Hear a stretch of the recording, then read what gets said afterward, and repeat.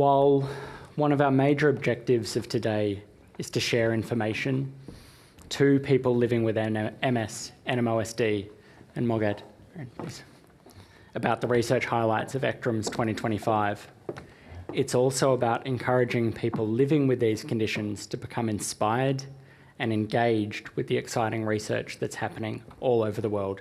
And I think we can all agree from what we've heard in session one, there is a lot of that. All of the people on stage have all in different ways contributed to the progress of research. And so we're going to have a short discussion with them highlighting how they've been involved. Dwight, I might start with you. Can you share with our audience your experience of how you've contributed to research and been involved in that? Thank you. Hello. Buenas tardes a todos y felicidades por estar aquí hoy. Hope my Spanish is good.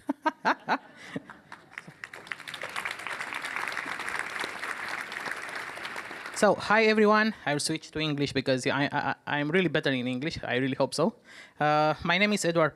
I'm living with MS for the past 10 years, and I am the president of the Romanian MS Society, APAN, and I'm also part of the executive committee of European Multiple Sclerosis Platform, and I'm also part of the community advisory board.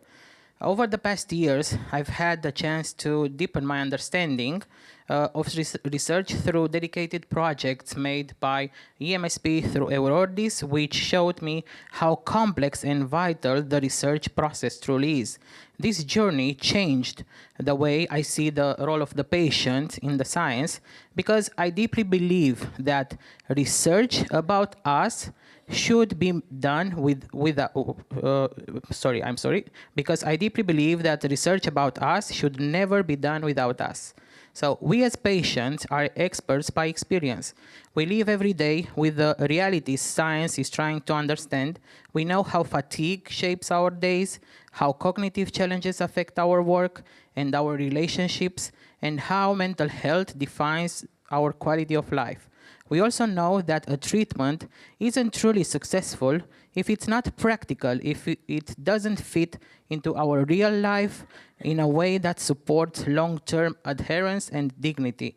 Through my involvement in the IMSS project together with EMSP regarding invisible symptoms, quality of life for people with MS, and through several patient advisory committees, I've been able to share feedback on how future treatments should look from the way they are administered to the patient and after the relevant and what is more impactful and more human. So my message is simple.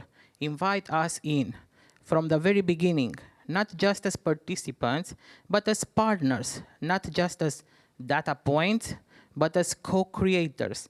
And thank you. Before I close, I want to leave you with one message that really guides me everything I do.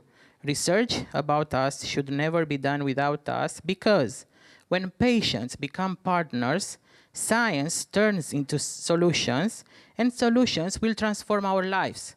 So, thank you again, everyone.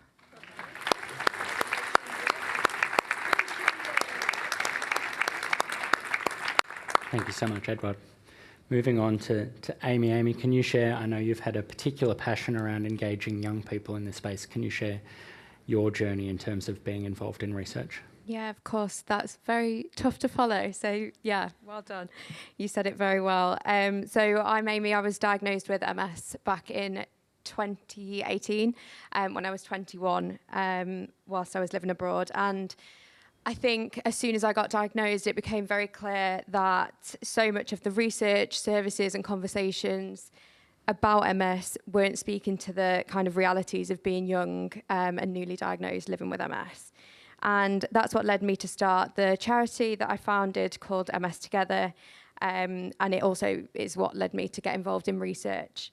So today I'm obviously speaking as the CEO of the charity, but also very much as someone living with MS who wants research to be more relevant, inclusive and accessible. And for me, engaging with research goes beyond the numbers. It's about making sure people like me and thousands of other young adults we support, and all the people that we kind of miss out of research at the moment, are seen and heard in shaping the future of MS care. So I wanted to share a bit about my experience of engaging in research, and hopefully that will maybe give you some ideas of how you could get involved yourselves. So just generally getting involved in research through various different projects and studies, and putting myself forward for those things. But then I think through MS Together, I've always found it really important to encourage others to do the same. So sharing as many different research opportunities as possible to make sure people know what's out there. I think that's part of the problem. People, especially young people, sometimes miss these opportunities and don't know that they're even going on. I think registers, so I work with the UK MS Register, and I've worked with the MS Pregnancy Register as well. And I think, you know, if there's registers within your countries, I think it's definitely a good thing to get involved in, and sign up, because it's just such an easy way to get involved in research. At MS Together, we've hosted kind of webinars with these organisations, again, just to raise awareness about the importance of getting involved in research, and why, you know, and how people can do that. I've also been involved in kind of advisory roles. So I've just become a member of the MS Society UK's Research EEDI, that's such a mouthful, EEDI advisory group, which I hope I'll be able to have a real impact in. And working with other companies, pharmaceutical companies in kind of advisory roles, most recently speaking about inequalities in healthcare. And I think, again, if we can help shape the kind of research projects and have a voice in that, and be a part of actually designing the research, I think that would make a huge difference as well. And then again, just personally, I've supported in my kind of personal life, but also my professional life. I've worked on a number of research projects. So recently, an employment study with the University of Nottingham around how we can keep young people in work for as long as possible. And again, recently one around menstruation and the menstrual cycle with the University of Northumbria, where they've been creating an app to kind of just see how that can impact MS symptoms, because that has just never been looked at as far as I'm aware. So some really important research going on. And I think I just wanted to kind of finish by talking about why young people's engagement matters. And I think the main thing I would say is young people are often at such pivotal stages in their lives. So, you know, they're building their careers, they're navigating relationships, they're traveling the world, they're thinking about family planning, and so much more. And that's why young adults bring such kind of diverse and unique perspectives to research. And historically, they haven't been involved as much in research as they probably should have. So I think that's why I feel so passionately about trying to help young people see the importance of research, but also just letting them know that it exists as well. And it's obviously not just young people. I think, you know, there are so many people, like I said before, that are missing currently in research projects that we're not hearing from. So yeah, that would be my takeaway. I think it's so important to get involved in research, and I think there's many different avenues, and hopefully we can make it more accessible and get people to kind of, feed in whenever they can. Good. Thanks, Amy.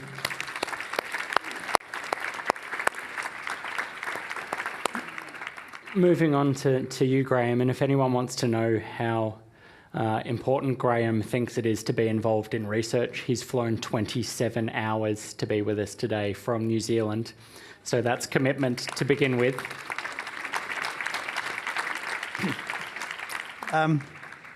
Hi, folks. Thank you very much for the invitation to be here, Brett. Look, this is a really amazing environment to be here at ECTRIMS 2025. And my involvement with ECTRIMS is not quite the same as the last speaker. I'm at the other end of the scale. I was diagnosed when I was aged 55. And my involvement with research mostly has been as a person on the board deciding who gets the McDonald Fellowship. grants, and that really has been really amazing to be able to get, for about the last 6 years, I think, to be able to sit down and see all the research out there from all around the world that's on the table, and it's all postdoctoral stuff, and to be able to sit down and evaluate where that might sit in terms of a person with MS, and it's very, very valuable. People told me right when I was first diagnosed that very soon you'll become an expert in being a person with MS. It's absolutely true. The aspects of MS for a person with MS are just so much different to a person who is looking at MS as a researcher or a clinician or whatever. And our point of view is very, very valuable. And look, I'd encourage everybody to get involved in research if they possibly could. Look, if you need a reason and you haven't got a reason, think about, wouldn't we really like this to be the end of MS and to let some of this research actually make it so that other people, younger people especially, won't have to go through what we are going through? I mean, look, it's not the end of the world, but I mean, it is manageable, but crikey dick, we really want to see a whole lot better situation for the people that are coming on from here. And yeah, I really encourage people to get involved in it. Thank you. Thanks, Graeme. So we might move to the end of the panel to start with, and Marian. As a person living with NMOSD, NMOSD research is something that we've seen become far more visible over the most recent years, and a large part of that is because of advocates living with the condition, such as yourself. Can you share how you've been involved in helping to progress research into NMOSD? Yeah, sure. So first of all, as Brett just shared, my name is Marian Jones. I am a patient living with NMOSD, and I've been living with NMOSD for almost 5 years. I was diagnosed in November of 2020 during the height of COVID. But before I get into the details, I just want to take an opportunity to thank you, Brett, the entire committee that allows individuals like myself, patients, to come into these spaces. And I want to just pause here and ask, just by show of hands, how many patients are in the room with us today? Can we all look around and just give a round of applause for the courageous patients that day in and day out live with chronic illness, and in some cases, illnesses that are deemed invisible to some. So as I was sharing, I was diagnosed with NMO, and probably within the first, I think it was 60 days, I relapsed on a medication that I was required to take as a result of the step therapy process. And having relapsed within that short amount of time after being diagnosed, it really set me back. I actually was partially paralyzed and had to learn how to walk again, and lived in a rehabilitation facility during the height of COVID, where I couldn't see any family because of the lockdown and the severity that was happening across the nation and across the world. And so for me, that really put me in a position to say, how do I advocate so that other patients and individuals who are newly diagnosed will not have to go through that sort of a journey? And shortly after being diagnosed and going through the recovery and gaining my independence after a couple of years and learning to walk again, I knew that I had to take my voice to Capitol Hill. And so I started working with organizations like the Samira Foundation, first and foremost. I became a patient advocate with the Samira Foundation and sort of found a community. It was one of the first organizations that I found out about through a Google search from my ICU bed. And so when we talk about standard of care and the information that unfortunately is not provided to patients when they are in that hospital trying to figure out, what do I have, and, what is life going to be like for me as a result of being diagnosed with this disease. So I'm very fortunate that I found TSF and I found that community and was able to find a place with other organizations like the Autoimmune Association and Patients Rising. And these organizations allowed me to go to Capitol Hill in the United States and to talk to policymakers and to advocate on behalf of policies and to really put a voice and a face behind the story of, someone that had to take a drug that was, had that lower efficacy because the insurance providers, that was the process that they had in place. And so for me, in addition to advocating and in addition to being a part of these research initiatives, I am also extremely passionate about health equity.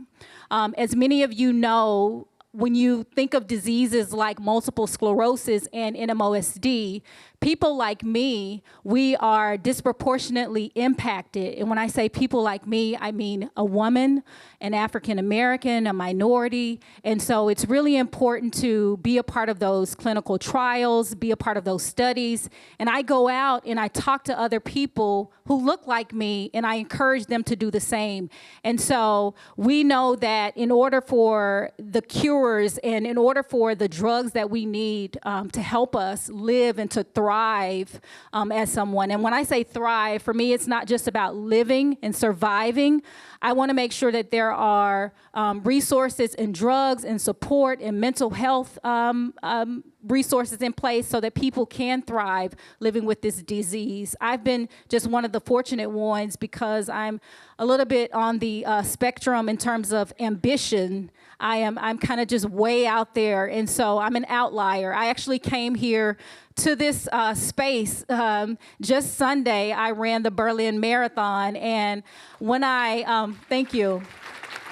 And I should say I finished the Berlin Marathon, and that was one of the challenges when I was diagnosed. I wanted to figure out, how do I, create this new normal for myself. And when you talk about a new normal with a chronic illness, you can't talk about that without focusing on brain health and focusing on things that are healthy for just an active person to really try and pursue while you're living with this disease. So in addition to these clinical trials, I also work closely with the hospital where I receive my infusions, Rush Hospital in Chicago, Illinois, and I'm a part of their brain research brain health series, and that is something that's administered actually, and oversaw the person that oversees that is my neurologist. And it's just important to talk about what does a healthy lifestyle look like for someone that is struggling with a chronic illness, making sure that we receive the proper amount of rest and nutrition and all of these other factors that are really important. And so that is just a part of my story, a part of my journey, and when I look around this room right now, and I hear the people that were on the stage sharing the stories, we're in the company of some brilliant minds, and so as a result of that, I know we're just right on the cusp of a cure. I know you're saving it for a special time, but it's coming. I believe that, right? Can we get some show of hands for those that want to also have the cure, and so we thank you just for the work that you're doing, for the long hours. We know that it's exhausting, but we also thank you for giving patients like myself and those that are on the stage with me an opportunity to come and let our voices be a part of the conversation as well. So thank you.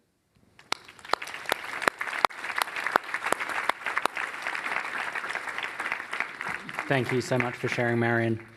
In terms of getting people living with conditions involved in research and advocating for that, MS organisations and organisations across all of the different neurological conditions play a vital role. And so to close out this session, I'd like to invite Anna, head of the Spanish MS Society, to deliver some words about the work that they do. And as I said, they've already done such an amazing job helping create what you see today. So Anna.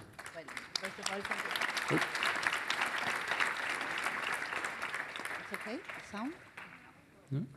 It's not working? No. Yeah, no. No, after listening to you, really, it's an experience, an amazing experience of people with MS. And I think this is the reason to be of the patients' organizations as ours. One of our strategic points in our strategy is support research. Why? Because everyone who has a disease like MS or NMOSD or MOGAD, they want to finish with the disease. And they are sure that the only way to finish the disease is support research. Researchers are the only ones that will find out the cause of the disease and subsequently find treatments to stop it.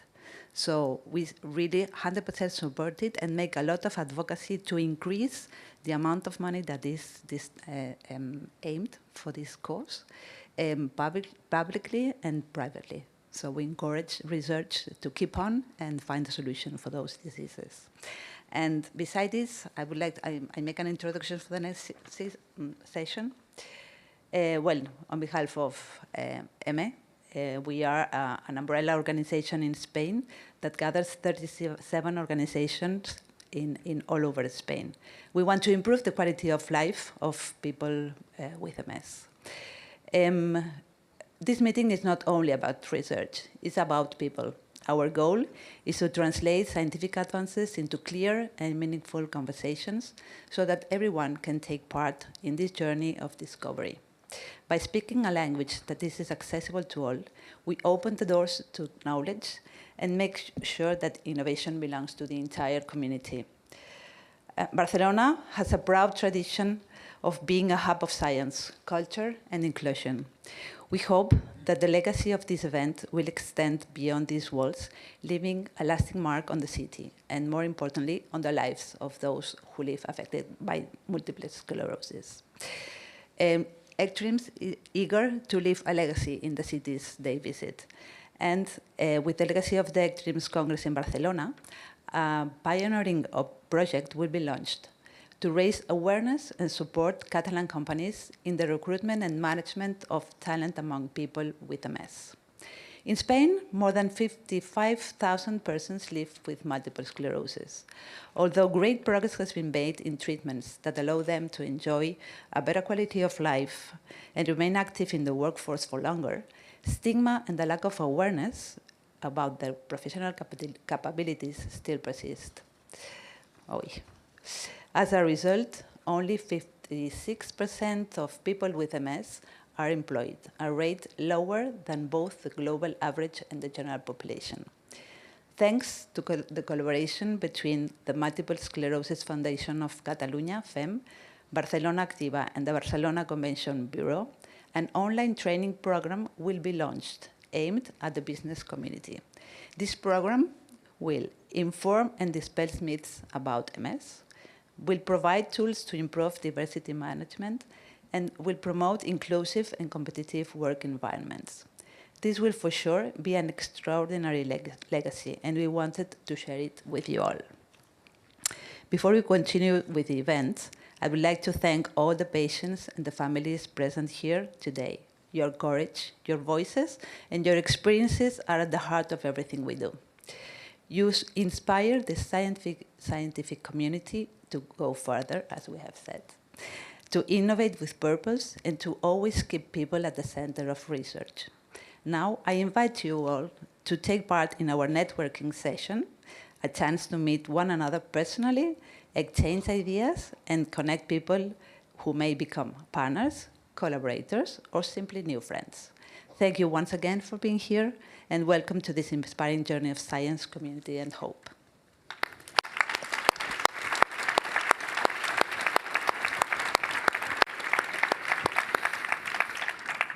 Thank you, Anna. So as Anna just said, we're now breaking for our networking session. This is a time to have some conversations, perhaps with the inspiring people that you've just seen on stage, to learn more about their journeys and their experiences, to meet with one another, to meet with panellists, and also to meet with our supporting partners, a number of whom are in the room today. You will see slides up on the screen highlighting people from supporting partners that are here, so do seek them out and have conversations with them as well.